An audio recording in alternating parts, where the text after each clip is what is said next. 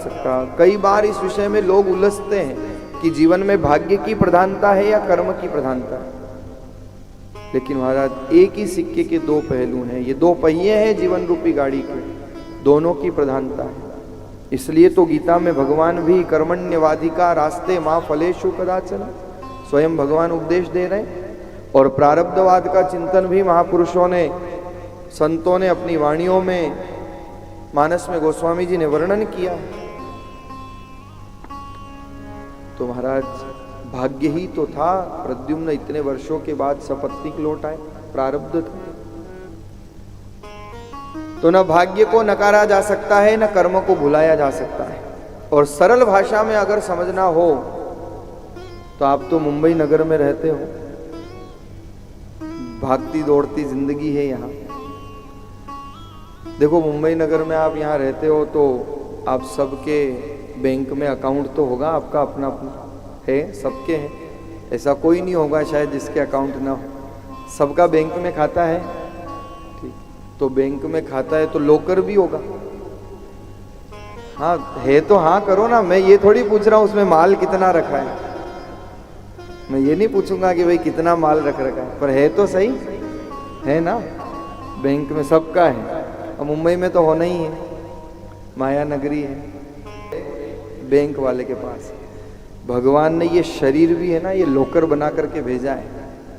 ये शरीर इस धरती पर भगवान ने लॉकर बना करके भेजा है और इसकी दो चाबियां बनाई हैं। एक बनाई है कर्म की चाबी, जो भगवान जीव के साथ भेजते हैं, जा तू धरती पर कर्म की चाबी लगाए जा, कर्म किए जा। और जिस दिन भगवान भाग्य की चाबी लगाते हैं, जीवन में आनंद हो जाता है, जीवन में मंगलता आ जाती है। भाग्य की चाबी वो ठाकुर अपने पास रखता है।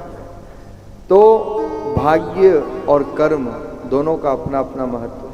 मैं अक्सर एक दृष्टांत कहा करता हूँ, अभी कल एक पदरावणी पे सत्संग हुआ तो वहाँ भी मैंने कहा, एक दृष्टांत है, एक परिवार ने अपनी बिटिया का विवाह एक अन्य परिवार में किया। अब जब व्यक्ति अपनी बेटी का हाथ देता है ना तो बहुत सोच समझ करके देता है, वो पूरी तरह से अवलोकन करता है परिवार का, व्यापार का, सब प्रकार से, कई प्रकार से अलग अलग स्केल होते हैं लोगों के। तो बेटी का विवाह जिस घर में दिया, जब दिया तब घर में धन धान्य की परिपूर्णता थी, आनंद था, मौज थी। लेकिन महाराज कहा ना, समय का कोई भरोसा नहीं, समय का पहिया कब चलता है और कब करोड़पति रोड़पति हो जाता है पता नहीं चलता है। ऐसा चक्र घुमा कि बेटी जिस घर में गई और कुछ समय बाद समय ऐसा बदला, जहां धन धान्य की परिपूर्णता थी, थोड़े दिन बाद दो समय का भोजन भी बड़ी मुश्किल से नसीब होने लगा। दो समय के भोजन की व्यवस्था करने में भी पसीना आता था। और महाराज जब ये स्थिति देखी तो बिटिया की जो माँ थी, माँ तो माँ होती है, माँ का वात्सल्य अपने पुत्र पुत्री के प्रति हमेशा रहता है। इसलिए मैंने पूर्व में भी आपको सत्संग में कहा था, बहुत सटीक ही लिखा है, पुत्र कुपुत्रो जायते क्वचित अपि माता कुमाता न भवती।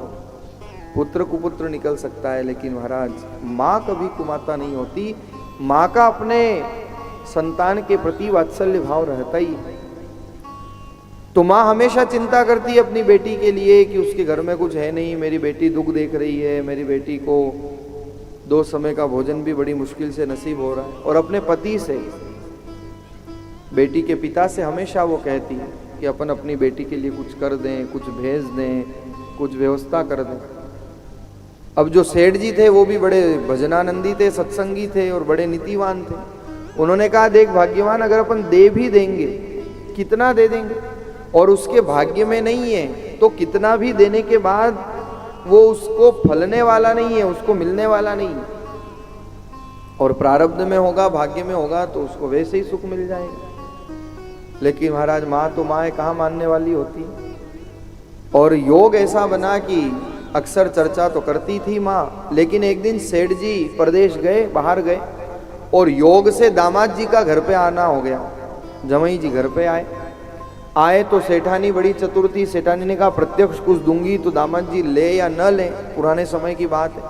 तो सेठानी ने क्या किया, लड्डू बनाए थे और लड्डू के अंदर एक एक सोने की मोहर रख दी कि प्रसाद ले जाएंगे, सोने की मोहर मिल जाएगी तो कुछ समय की व्यवस्था तो हो जाएगी और कुछ तो सहारा मिलेगा। तो महाराज जैसे आप लोग वो सकरात आती जब रखते हैं ना लड्डू में, कोई सिक्का रखते हैं कोई क्या रखते हैं, ऐसे ही लड्डू बनाए तो उसमें स्वर्ण मोहर रख दी, सोने की मोहरें रख दी। पहले सोने की मोहर ही चला करती थी, तो रख दी। दामाद जी आए, दामाद जी को सेठानी ने दिया और दामाद जी प्रसन्न होकर के मिठाई ले गए। लेकिन महाराज कहते हैं ना, जो तेरे लेख ललाट लिखियो ताही फेर के अक्षर कौन धरे। अब वो दामाद जी जब घर से निकले तो मन में विचार आया, मिठाई खाने के दिन तो कहाँ है, 2 समय की भोजन की व्यवस्था भी नहीं होती। अब ये मिठाई तो थोड़ी सी है, इससे कहाँ क्षुधा शांत होने वाली है। एक काम करता हूँ, इस मिठाई को तो बेच देता हूँ, उससे जो धनराशि आएगी कम से कम 4 दिन का भोजन की व्यवस्था तो होगी, 4 दिन का भोजन तो मिलेगा। और दामाद जी ने रास्ते में एक मिठाई वाले की दुकान पड़ी, वहाँ कहा ये ताज़ा मिठाई है, ये आप ले लो, इसके बदले जो धनराशि बनती है वो दे दो। दुकानदार ने भी वो ले ली मिठाई और जो धनराशि बनती थी वो दामाद जी को दे दी, वो चले गए। 2-4 दिन की भोजन की व्यवस्था उनकी हो गई। महाराज योग संयोग ऐसा बना, सेठ जी आए आज उधर से, तो सेठ जी आए तो उन्होंने सोचा बहुत दिन हो गए घर पर मिठाई नहीं ले गए, तो वो उसी दुकान पर पहुंच गए जहां दामाद जी मिठाई रख करके गए थे। और सेठ जी ने आकर के कहा कि दुकानदार से, भैया कोई ताजी मिठाई बनी हो, ताजा कुछ बना हो तो दो। उस दुकानदार ने कहा अपने को भी कमीशन रखना है, अपने को क्या। बीच में जो उसको रखना था उसने रखा और कहा ये ताजा ताजा लड्डू हैं, आप ले जाओ। सेठ जी ने वो लड्डू का डब्बा लिया और आ गए घर पे। लेकिन जैसे ही घर में प्रवेश किया और डब्बा रखा लड्डू का, तो सेठानी की आंखें फटी की फटी रह गई, क्योंकि वो तो कल्पना कर नहीं सकती थी। सेठानी ने देखा ये डब्बा तो मैंने दामाद जी को दिया था, ये यहाँ कैसे लिया है।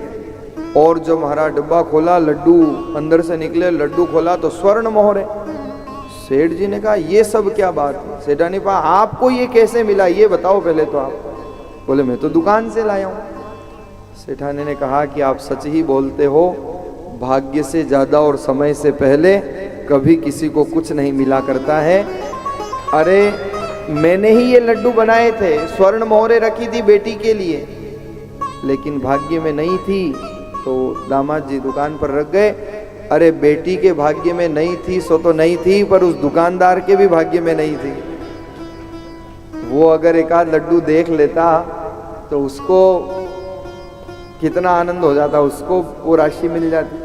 पर महाराज कबीर जी ने लिखा है ना, कबीर कमाई आपनी, कबीर कमाई आपनी कबहू न निष्फल जाए, 100 कोसा पाछे धरो तो मिले अगाहू आए। कबीर जी के शब्द हैं बीजक। अपनी जो कमाई है महाराज, यहाँ कमाई लौकिक धन नहीं हो, कबीर जी ने कमाई नाम की कमाई कहा है, कबीर जी ने परोपकार की कमाई कहा है, कबीर जी ने भगवत नाम की कमाई के विषय में कहा है। नाम जब जो आप करोगे, भगवत नाम की जो कमाई आप करोगे ना, 100 कोस पीछे रख करके भी आओगे तो भी आपको प्राप्त हो जाएगी। तो कहने का भाव यही है, समय से पहले भाग्य से ज्यादा नहीं मिलता है। और क्या मैं भाग्यवाद का आपको प्रत्यक्ष प्रमाण दूं? ये कथा ही एक प्रमाण है।